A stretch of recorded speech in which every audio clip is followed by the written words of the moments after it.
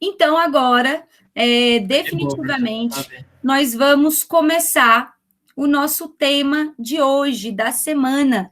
São 5 conceitos principais relacionados ao nosso encontro de hoje. Professora, que temas e conceitos que eu vou estar encontrando essa semana na atividade aí que você postou ontem? São 5 conceitos, gente. Nós vamos falar um pouquinho hoje sobre o que é epistemologia. Nós vamos ver o conceito também aí do que é colonialismo. Depois nós vamos ver colonialidade.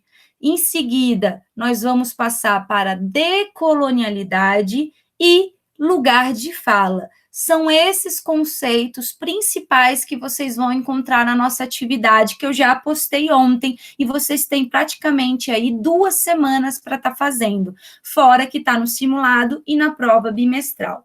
Então, vamos lá, professora. No texto que a escola vai passar, logo no início vocês vão encontrar uma palavrinha chamada episteme. O que é isso, professor? Episteme é um conceito filosófico grego bem antigo que vai remeter, que vai significar o quê?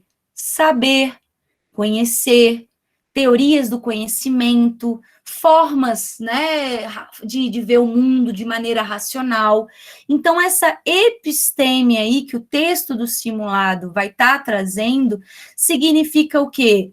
Conhecer, conhecimento. Mas por que, professora, a gente vai aqui no projeto de vida estudar um pouquinho mais sobre esse conceito? Porque a gente, cada povo, cada cultura, em cada região do mundo, tem um modo de vida, tem um saber, tem diferentes formas de ver o mundo. Só que essa episteme, que foi concebida ao longo da história, muitas vezes houve o quê? O não reconhecimento, a não valorização dos outros saberes. Em que sentido, professora? Será que foi valorizado o saber indígena? Será que foi reconhecido o saber e a cultura e a arte africana quando os escravos, né, foram trazidos aqui de maneira obrigada para trabalhar em nosso país? Será que foram reconhecidos aí todo o conhecimento medicinal dos povos indígenas, essa episteme de inúmeros povos, né? Essa razão, muitas vezes, de inúmeras comunidades, a gente vai ver que houve o que entendemos como um epistemicídio, a morte de muitas teorias do conhecimento. Por quê, professora? A gente vai ver que ao longo da história, só alguns saberes, né? O saber do europeu, o saber daquele que é ocidental, do colonizador, do explorador, que muitas vezes do homem, né? Numa sociedade patriarcal, que muitas vezes esse saber ele foi reconhecido. Ah, esse conhecimento vai levar para o progresso, vai levar ao desenvolvimento, né? Do nosso mundo, mas teve uma quebra, uma onda de violência contra outras epistemologias, outras formas de conhecimento. Então, por isso que no nosso primeiro slide aqui, a gente vai ver o quê? Que esse conceito, muitas vezes, teve uma percepção que reducionista. O que é isso, reducionista? Professora muito centralizadora, só algumas formas de conhecimento centrais, né, ocidentais, colonizadoras e hegemônicas que foram reconhecidas como conhecimento, né, que foi valorizada essa filosofia de vida, do modo de vida europeu. Não é tanto é assim que a gente vê que em muitos aspectos a gente imitou a cultura em vários momentos, né, ao longo da história, a cultura do homem europeu, inclusive na arte, né, e na escrita. Então, por isso, gente, que esse conceito de epistemologia, muitas vezes, meio que desumanizou outras comunidades que foram colocadas à margem, que foram colocadas de escanteio e não foram reconhecidas suas ideias, seus saberes, seus modos de vidas, tá certo? Então, por isso que nós vamos ver, e por que motivo, professora, e de que maneira essa quebra de valorização de um determinado conhecimento e em detrimento do outro, que foi deixado à margem, ocorreu muito a partir do quê? Do colonialismo, dessa energia colonizadora, né? Lembrando que dentro dessa energia colonizadora sempre também existiu movimentos de resistência, e daqui a pouquinho a gente vai falar disso.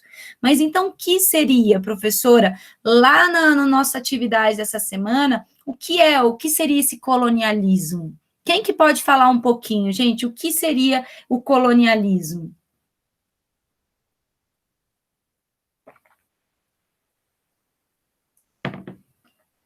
Vamos lá? Gente, colonialismo é aquele período que vocês já estudaram na história, é aquele período histórico, né? Que foi derivado do quê? Do movimento de expansão territorial, né? Que vieram as caravelas lá em 1492 para frente, que teve essa energia de explorar, né? Explorar, avançar sobre outros territórios, descobrir novos continentes que já estavam descobertos muitas vezes por outras populações, por outros povos. Foi aquele movimento que foi os países de centro desbravar, né, os países ditos, né, estereotipados como periféricos, de modo ao quê? Fazer grandes fortunas, colonizar, né, trazer aí matérias-primas como o ouro, pau-brasil, inúmeros outros interesses que viabilizassem aí os interesses econômicos. E, professora, então, o colonialismo, em sua essência, foi esse movimento, foi essa expansão de realmente entrada para o mar para chegar aos territórios? Sim, foi o período das grandes navegações, tá certo? Mas, professora, e esse período foi dominado por uma determinada energia. Que tipo de energia é essa? Essa energia aí da metrópole chegando formando suas colônias, foi uma energia muitas vezes exploradora, colonizadora, racista, preconceituosa, interesseira, e esse movimento de chegada, de se impor diante daqueles povos, né, de países ditos aí, que vão ser futuramente reconhecidos como subdesenvolvidos, periféricos, colônias, foi uma energia de superioridade. Uma energia completamente equivocada, mas que fez parte e ainda faz parte da nossa história. E essa energia, gente, de realmente estar alinhado com relações de dominância, de poder, de saber, lembra da epistemologia, né? De só um conhecimento, de diferentes tipos de conhecimentos mais hegemônicos serem valorizados, acabou acarretando o quê? Essa continuidade do colonialismo que se tornou a conhecida colonialidade. Então, professora, o que seria colonialidade? Seria que a continuidade da propagação do pensamento colonial, que se expressa nas relações de poder, de dominância, de saber, de ser. Como assim, professora, nas relações do ser? Geralmente, muitas vezes, né, um ser humano é considerado sujeito, o outro objeto, de uma maneira completamente desumana. Um é considerado aí cidadão, o outro escravo. Há pouco tempo, né? Pouco tempo a mulher não era considerada cidadã, pouco tempo, desde, aliás, se a gente voltar do colonialismo, aí antes do colonialismo, na Grécia Antiga, mulheres, escravos, não eram considerados cidadãos, né? Não eram considerados seres, de fato, pensantes que poderiam ali agir sobre a política, né? Exercer um poder de fala. Então, nós vamos ver o quanto que esse pensamento, muitas vezes hegemônico, trouxe inúmeras consequências. Quais consequências, professoras?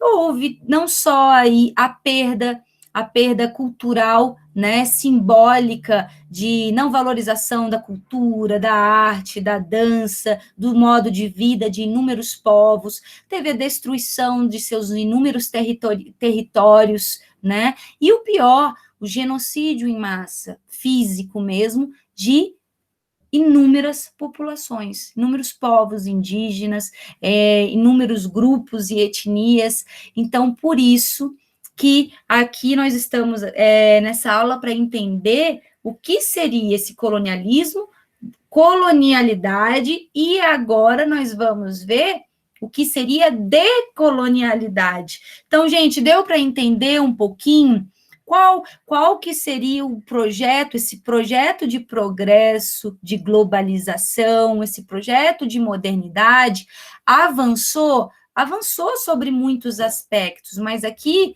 no nosso simulado, vai nos levar a refletir quais foram as consequências desse projeto de modernidade que muitas vezes desumanizou inúmeras comunidades, tá certo? Considerados aí, como é que se diz, povos subdesenvolvidos, primitivos, que não deveriam ter sua cultura e sua arte e seu território reconhecidos e valorizados, tá certo? Com o intuito de quê? Geralmente na busca de acumulação de riquezas, no sentido aí de privilegiar o modo de ser de um determinado grupo, tá certo? E alguma dúvida, gente, com relação a colonialismo e colonialidade?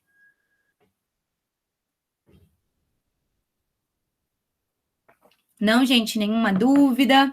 Deixa eu ver aqui. Alguma dúvida, gente, com relação a isso? Tá tranquilo? Então, vamos lá.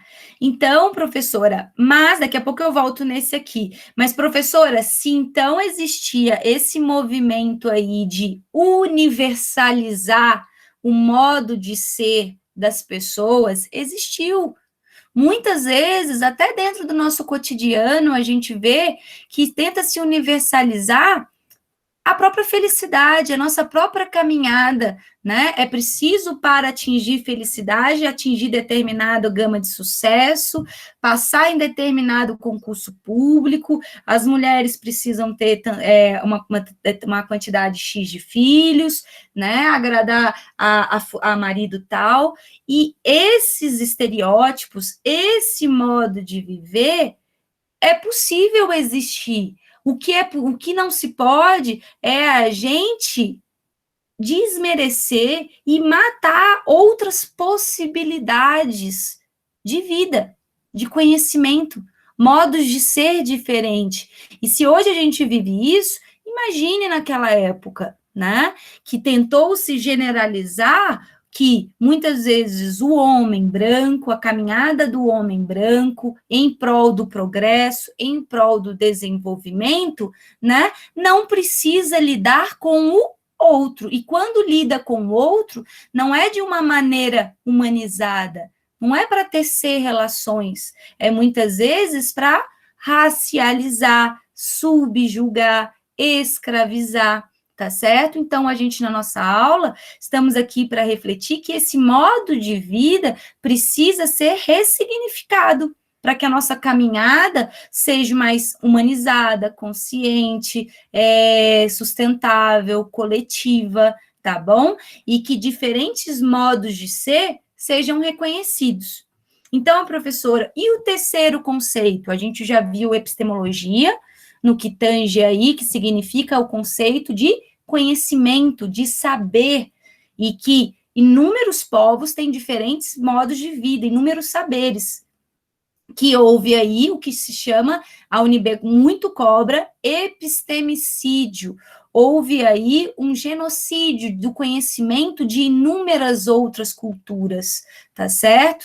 E agora nós vamos ver que dentro do movimento de colonialidade, dentro do período colonial, sempre existiu também um movimento inerente a ele, é um movimento de resistência, né? Porque se a gente pode perceber quais movimentos de resistência, gente, que houve na época do colonialismo, Vamos dar alguns exemplos aí de resistência na chegada aí dos portugueses, dos espanhóis, né? Na França, né? Lá na África. Que movimentos de resistência que a gente pode conceber? Vamos escrever, nem que escreva no chat, que diga aí. Que movimento, gente?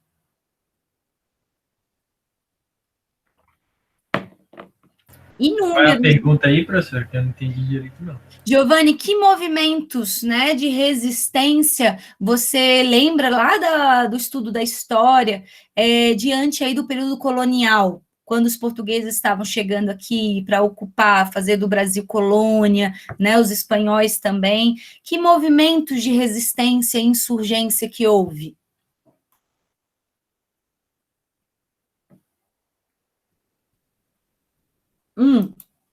Inúmeros, né, gente? Ah, professora, quando os negros que não aceitavam, né, a forma, essa desumanização, essa escravização, fugiam e formavam os quilombos, né? Os quilombos aí para viver em comunidade, tentando tecer. A maioria foram revoltas, né, professor? Foram movimentos de revoltas. Isso, revoltas, quando os indígenas, por conhecer muito a mata, muito mais do que o homem branco, né, eles estavam aqui, era território deles, quando teve inúmeros levantes e rebeliões, e eles atacaram realmente, né? Teve a Guerra dos Mascates.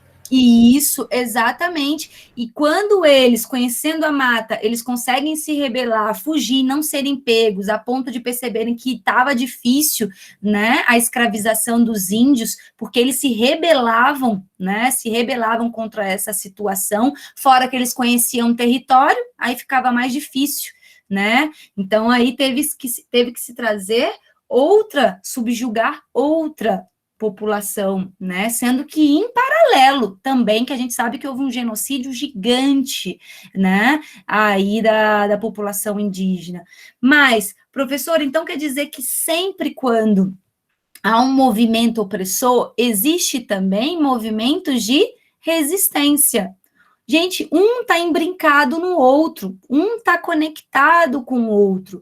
Não sei se em algum momento da história vai existir simplesmente movimentos de só opressão. Não. Vai haver sempre movimentos que tentam humanizar, que tentam fortalecer a luta, os direitos humanos. Mas será que vai chegar um dia que não vai haver nenhuma opressão? Bem, conhecendo o ser humano, né? O ser humano é um ser muito contraditório, muito ambíguo, né? É uma mistura de bem ou mal, essa mistura sempre aí, se a gente for analisar as nossas próprias atitudes, não existe um momento, eu vou ser plenamente perfeito, né? Vou estar com essa energia aí emancipada, plena. Então, talvez a nossa caminhada seja sempre, né? Essa busca aí de diminuir as energias opressoras, claro, afastar e humanizar o nosso modo de ser. Mas é uma caminhada muito difícil. Então, professora, o que seria, então, essa decolonialidade? Essa decolonialidade é um conceito que surge para enfrentar o quê? O pensamento moderno alinhado aí à colonialidade. Esse movimento decolonial surge dos povos o quê? Dos povos que foram subjugados, dos povos que foram racializados, dos povos que foram oprimidos, que estavam à margem da história. Realmente, até a decolonialidade, quando alguém mesmo, um europeu, branco, ressignifica seu papel, começa a perceber que aquele modo de ser muitas vezes poderia ser repensado, poderia ser ressignificado, minha relação com o outro pode ser mais humanizada. Também, né? Não precisa ser só do indígena, do negro, da mulher, mas de todo o movimento que há uma perspectiva de humanização. Então, começa a se dar voz para aqueles que foram silenciados. Então, numa perspectiva aí, professora, todo movimento, de alguma maneira, movimento social, né? Movimento feminista, movimento negro, movimento ecológico, movimento do LGBT também, todos os movimentos que vão, na contramão desse modo de ser universal, centralista, hegemônico, mas que busca dar voz para aqueles que perderam muito de sua voz ao longo da história, é um movimento decolonial, que busca se pensar viver num mundo onde não só tenha uma voz, mas num mundo onde caibam outros mundos, tá certo? Então, entenderam, gente, o conceito de colonialismo, colonialidade, colonialismo no sentido mais de expansão territorial, no período das grandes navegações, colonialidade, a continuidade desse modo de vida explorador, que não só explora bens materiais, mas também explora modos de vida, né, que diminui a cultura do outro, o conhecimento do outro, que desmerece a vida daquele outro ser humano que está ali. Então, e decolonialidade é uma resistência contra esse modo de vida aqui hegemônico. Compreenderam, gente? Está tranquilo? Então, professora, então, antes da gente entrar aqui, no lugar de fala, que é o nosso conceito aí também, que nós vamos estudar, o bem viver, ele é um conceito que colonizador, se aparecer na atividade? Não, professora, o bem viver busca ter uma filosofia decolonizadora. Na medida em que ele rejeita, ai, professora, lá vem essa palavra difícil, na medida em que ele rejeita o discurso de uma epistemologia única. Gente, está dizendo nada mais que ele rejeita o discurso de um conhecimento único, que ele rejeita esse saber único, ele reconhece que dentro do mundo existem outras vozes, tá certo? Outras culturas, outras existencialidades, outras bagagens culturais, outros modos de vida aí mais alinhados com o equilíbrio do planeta, o cuidado com a natureza, a valorização, às vezes, de uma dimensão espiritual e não somente produtivista, mercantilista. Existem, essa visão mercantilista existe, mas precisa também reconhecer que existem outros modos de vida. Então, professora, se na atividade cair que o bem viver é um conceito colonizador, tá certo ou tá errado? Tá errado, porque ele é um conceito decolonizador. E aí, professora, e essa palavra aqui, cosmologia, já não basta epistemologia, cosmologia. O bem viver critica uma cosmologia única. O que significa cosmologia, gente? Cosmologia vem de cosmo, né? A percepção aí de visão de mundo.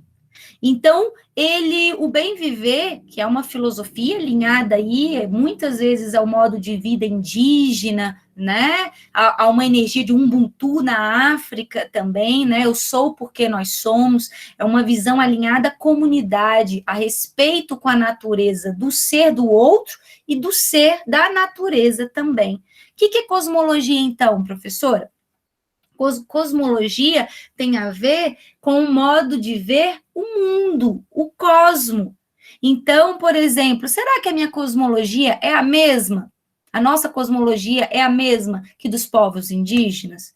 A cosmologia feminina é igual à cosmologia masculina? Será que a minha percepção de mundo, né, é a mesma de uma determinada pessoa que está em outro lado, lá vivendo num contexto de guerra, né, em outros países? Então, por isso que ele vai criticar essa noção de uma cosmologia única. Ele vai considerar que a beleza do mundo é o quê? É abrir portas para diferentes visões alternativas de vida. Eu respeitar o seu movimento de vida, eu não passar por cima das suas decisões, tá certo?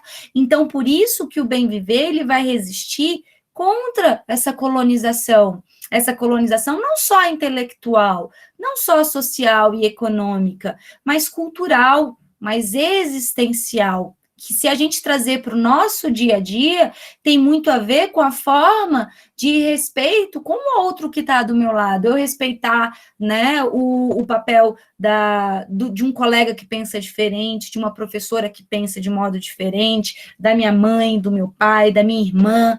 Então, por isso que nós vamos aí agora ver uma coisa que tem muito a ver com isso, uma palavrinha-chave chamada lugar de fala. Ai, professora, o que seria esse lugar de fala? Lugar de fala, gente, é um conceito, né, que foi muito popularizado com a socióloga Djamila Ribeiro, tá certo? Uma mulher negra que vai estar falando sobre o significado do que seria lugar de fala. Professora, esse lugar de fala seria o quê? Todos nós, eu, vocês, né? O pai de vocês, o professor, o diretor, o presidente, todos nós temos nosso lugar de fala. Mas o que seria esse lugar de fala? É o lugar que nós nos posicionamos socialmente dentro das nossas narrativas, né? Eu posso falar da minha experiência enquanto, né, professora há 3, 4 anos, enquanto estudante daqui a pouco ali na UNB, né, enquanto mãe, meu lugar de fala é enquanto mãe. O que significa? O termo, não sei se seria autoridade, mas o lugar de fala é dentro da sua bagagem, a bagagem que você tem social, é o espaço que você tem para discursar. Só que a Djamila vai falar que esse lugar de fala, muitas vezes, vai mostrar os movimentos de desigualdade em nosso país. Será que o lugar de fala de um indígena tem muita força, tem mais força do que um determinado grupo, um lugar de fala aí, por exemplo, de um empresário? Será que o lugar de fala de uma mãe que, por exemplo, lá em Jacarezinho, tá falando, olha, não mata meu filho, não mata meu filho, por favor, pode levar ele para ele ser julgado, passar aí pelo todos os trâmites, mas não dá um tiro na cabeça dele, não, ele vai responder na prisão, meu filho, mas não precisa matar. Será que o lugar de fala dela, mulher negra, defendendo um filho na favela, tem a mesma força que uma mulher que num condomínio, muitas vezes, assim, sem ser numa favela, sem ser numa comunidade, né, mais humilde, lá num condomínio de luxo, também é uma mãe que está com o filho envolvido no tráfico, tá com o filho ali, a polícia está chegando, né, ele, meu filho, não precisa matar ele, não, minha senhora, não vou matar não, só vou pegar ele vai responder. Será que as consequências são as mesmas? Será que o ouvido do nosso Estado é o mesmo, né? Ou muitas vezes aquele da favela vai ser mais suscetível a receber uma bala, né? Ao haver uma chacina naquele território, e não vai haver, mesmo o outro também estando igualmente envolvido no tráfico, será que vai ter chacina num condomínio de luxo? Será que vai ter chacina, que 27 jovens ali também envolvidos, né, em coisas ilegais, vão ali serem assassinados, ou eles vão passar por um processo de julgamento mais justo, né, muitas vezes assim, porque aqui a Djamila vai falar que esse lugar de fala onde nós nos posicionamos, né, socialmente, economicamente, vai fazer com que o quê? A gente reflita que muitas vezes a nossa voz não é ouvida, né? Que as nossas narrativas, as nossas histórias não são ouvidas. Então, por isso que ela vai falar sempre, né, da importância de lutarmos para que a nossa fala seja ouvida mesmo, né? Que a gente não precise gritar para o Estado, oferecer uma saúde de qualidade, uma educação pública de qualidade, né? Enquanto outros, né? Muitas vezes de uma maneira mais fácil, numa zona de conforto, simplesmente não precisa nem falar. Essa narrativa é mais fácil, né, mais palpável de ser realizada, né, essa forma de vida. Então, por isso, gente, que nós vamos entrar aqui, de Jamila Ribeiro, vai estar justamente falando desse lugar de fala aí, e através dela a gente vai ver um videozinho, quer ver? Um videozinho que ela vai se posicionar com relação ao que seria esse lugar de fala. Olha aqui, vamos lá. Vejam se vocês conseguem, gente, escutar aí com tranquilidade. Tá dando para ver, gente? A origem, né, do conceito do lugar de falar ela é imprecisível. Dá para escutar, mas para ver não. Ela partir então, calma aí. da tradição da teoria racial crítica. Calma aí, deixa eu compartilhar. Algumas autoras negras que começam a discutir essa questão, não só negras, mas latinas, indianas. Vamos lá. Deixa eu ver aqui, ó. Patriarcal, racista, a origem, né, do conceito do lugar de falar é imprecisível. Tá dando para ouvir agora, galera, e ver? Ela a partir da tradição da teoria racial Desliga crítica, só o áudio da estudos sobre diversidade, tá bom. autoras negras que começam a discutir essa questão, não só negras, mas latinas, indianas, como a Spivak, de quem pode falar numa sociedade patriarcal, racista, onde o discurso legitimado é o discurso do homem branco heterossexual. Como que as outras vozes são consideradas outro, né, o outro, que não aquele que não é a norma, e como que esse regime de autorização discursiva impede que esses outros, considerados outros, façam parte desse regime e tenham o mesmo direito à voz, e voz não é no nosso sentido de emitir palavras, mas no sentido de existência mesmo, de pensar discurso de uma maneira muito mais ampla, Foucaultiana, de discutir poder, de fato.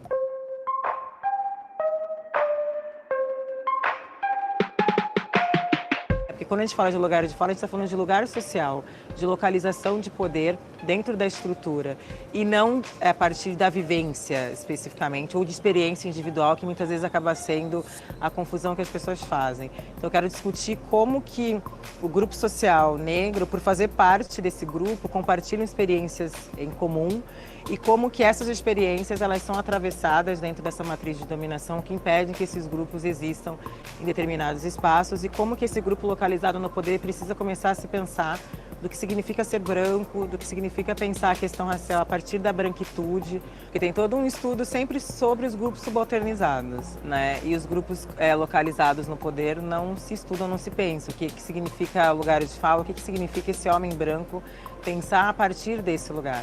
Porque ele não se vê como marcado, ele não se vê como alguém que fala a partir de um lugar.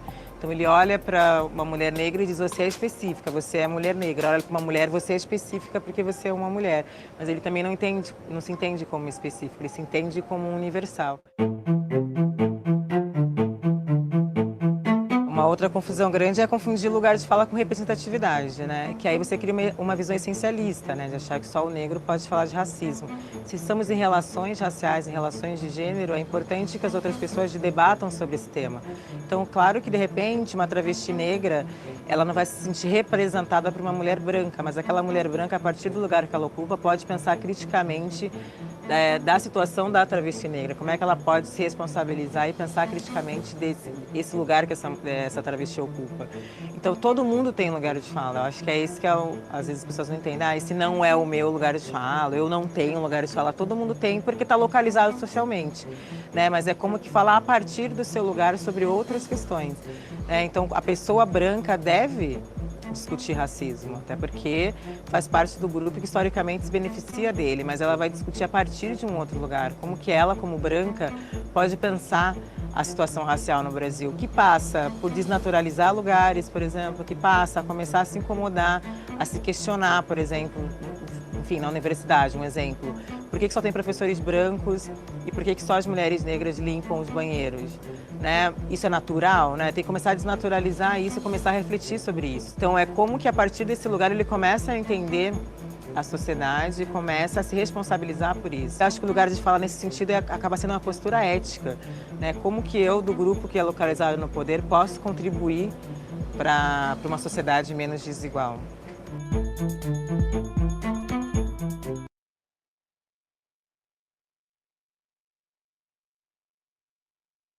Então, gente, esse vídeo, ele traz essa reflexão aí, que tem muito a ver, né, com aquela percepção nossa de uma epistemologia única, né? Vamos voltar aqui rapidamente, mais uns 3, 4 minutinhos, antes de eu passar uma música, né, que a gente vai refletir sobre a temática de hoje.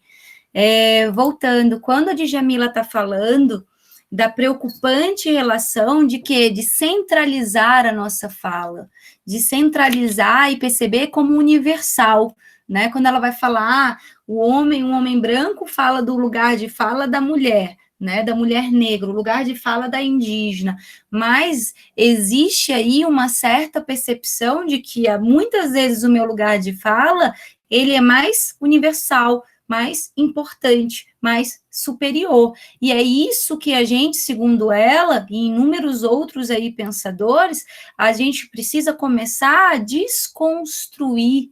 E, na verdade, o lugar de fala serve para, enquanto eu me percebo socialmente dentro de um papel, né, social, eu tecer relações com outros indivíduos que também têm um lugar de fala que precisa ser reconhecido, valorizado e humanizado, tá certo? Então, gente, só para a gente continuar aqui, tem uma perspectiva, ó, se a gente for pensar, nós vamos dar continuidade na próxima aula sobre o tema aí, sobre um conceito muito importante, sobre necropolítica, sobre representatividade também, porque não deu tempo a gente falar um pouquinho onde a necropolítica vai atuar, né, seja nos hospitais públicos, seja aí nas comunidades, seja nas nossas prisões, e também a questão da representatividade também, né, que a gente vai ver aí, quer queira, quer não, que até os próprios meios de comunicação, né, o próprio nosso cinema... Professora, desculpa interromper, você vai explicar para a gente o que cada um é especificamente? O que cada um seria, na verdade, quase impossível na ordem de uma horinha, né? Mas a gente vai buscar discutir como que a necropolítica, primeiro qual é o conceito de necropolítica na próxima aula, e onde ela atua, né? Onde ela vai atuar, onde a gente pode perceber esse movimento, essa prática de eliminação do outro, da desumanização do outro, tá certo? Com algumas notícias, né? Aqui na nossa próxima aula, ou para quem quiser já ler, já está lá no Moodle, tem notícias aí de como que está havendo o aumento dos planos de saúde privado, em compensação, sucateamento do SUS, agora a situação das universidades públicas, a UFRJ falando que não tem recurso para mais do que final do ano. Esse movimento é arquitetado ou é uma inteira coincidência, né? Nós vamos pensar nesse movimento, nessa política, né, de desconstrução da vida do outro, né, da desconstrução de uma política, de fato, alinhada à dignidade, tá certo? Hoje, para finalizar, galera, porque como não vai dar tempo da gente discutir isso, eu vou colocar aqui uma música que tem a ver com o que a gente falou. E aí, cada um vai ouvindo essa música, tá certo? E pode colocar, para eu fazer a chamada, colocar o nome aí certinho em turma, que só lá no final do nosso encontro à tarde que eu pego essa chamada. Mas olha essa música, gente, tem muito a ver com o que a gente falou. Veja aí se vocês... Acho que deu erro aqui, calma aí, ó. Apareceu que deu erro, calma aí, dispensar, aqui, ver tudo, permitir, apresentar. Dei uma olhada nessa música aqui, ó. Tá dando para escutar, gente? Ninguém tira o trono do estudar. Ninguém é o dono do que a vida dá. E nem me colocando numa jaula, porque sala de aula, essa jaula vai virar. E nem me colocando numa jaula, porque sala de aula, essa jaula vai virar. Ninguém tira o trono do estudar. Ninguém é o dono do que a vida dá. Ninguém tira o trono do estudar. Ninguém é o dono do que a vida dá. E nem me colocando numa jaula, porque sala de aula, essa jaula vai virar. E nem me colocando numa numa jaula, porque sala de aula essa jaula vai virar. A vida deu os muitos anos de estrutura do humano à procura do que Deus não respondeu. Deu a história, a ciência, a arquitetura, deu a arte, deu a cura e a cultura pra quem leu. Depois de tudo até chegar nesse momento, me negar conhecimento é me negar o que é meu. Não vem agora fazer furo em meu futuro, me trancar num quarto escuro e fingir que me esqueceu. Vocês vão ter que acostumar porque ninguém tira o trono de estudar. Ninguém é o dono do que a vida dá. Ninguém tira o trono de estudar. Ninguém é o dono do que a vida dá. E nem me colocando numa jaula, porque sala de aula essa jaula vai virar. E nem me colocando numa jaula, porque sala de aula essa jaula vai virar. E tem que honrar e se orgulhar do trono mesmo e perder o sono mesmo pra lutar pelo que é seu. Que neste trono todo ser humano é rei, seja preto, branco, gay, rico, pobre, santo, ateu. Pra ter escolha tem que ter escola, ninguém quer esmola, isso ninguém pode negar. Nem a lei, nem estado, nem turista, nem palácio, nem artista, nem polícia militar. Vocês vão ter que me encolher, se entregar porque ninguém tira o trono do estudar. Ninguém é o dono do que a vida dá. Ninguém tira o trono do estudar. Ninguém é o dono do que a vida dá. E nem me colocando numa jaula, porque sala de aula essa jaula vai virar. E nem me colocando numa jaula, porque sala de aula essa jaula vai virar. a vida deu os muitos anos de estrutura do humano à procura do que Deus não respondeu.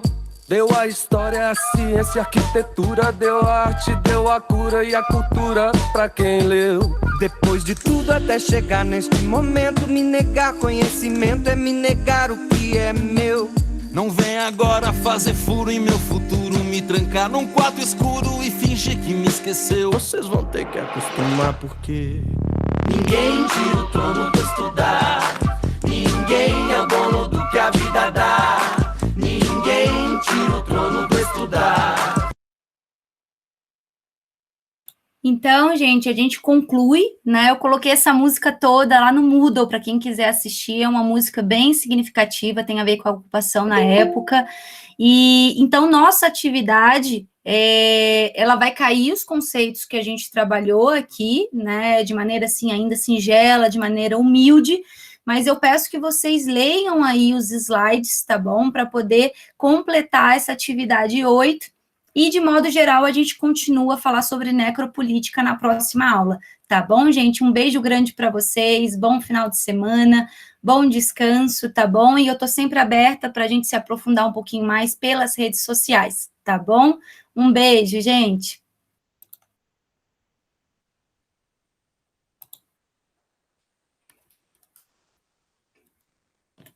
Gente, não deixem aí. Tchau, Nath.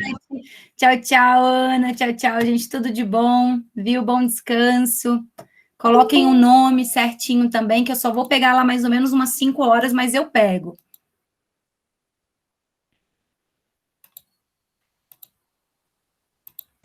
Professora,